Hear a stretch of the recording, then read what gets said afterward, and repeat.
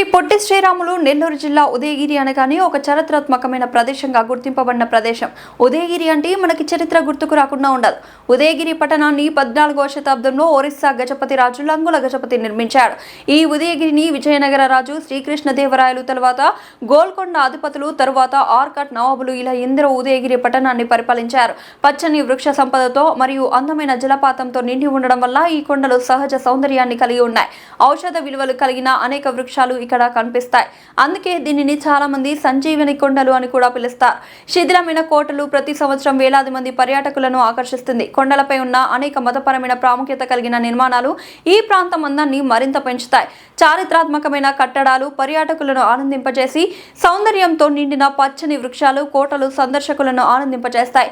రాష్ట్రంలోని ఉదయగిరి నియోజకవర్గం అంతర్గతంగా 40x130 కిలోమీటర్ల నిడివి వైశాల్యంతో రాష్ట్రంలోని అతిపెద్ద నియోజకవర్గం ఉదయగిరి నియోజకవర్గం. చివరి ప్రాంతం నుండి జిల్లా కేంద్రమైన నెల్లూరు పట్టణానికి 140 కిలోమీటర్ల వైశాల్యం కలిగిన పట్టణం ఈ ఉదయగిరి. ఎంతో మంది ప్రజాపతులు పరిపాలకులు ఉన్న అన్యాయమే జరుగుతూ వచ్చింది. ప్రజా ప్రతినిధులకు మా ఓట్లు కావాలి కానీ అన్యాయం జరుగుతుంటే పట్టించుకోరు. గొప్ప చరిత్ర కలిగిన ఉదయగిరి పట్టణానికి అడుగడుగునా అన్యాయం జరుగుతూ వస్తుంది. ఈ ప్రాంత వాసుల ఉద్యమాలు విన్నపాలు అరణ్య రోదనగా మారాయని ప్రజలు తమ ఆవేదన వ్యక్తం చేస్తున్నారు. ఇప్పటికైనా మా ప్రాంతానికి న్యాయం చేయాలని ప్రజలు కోరుతున్నారు.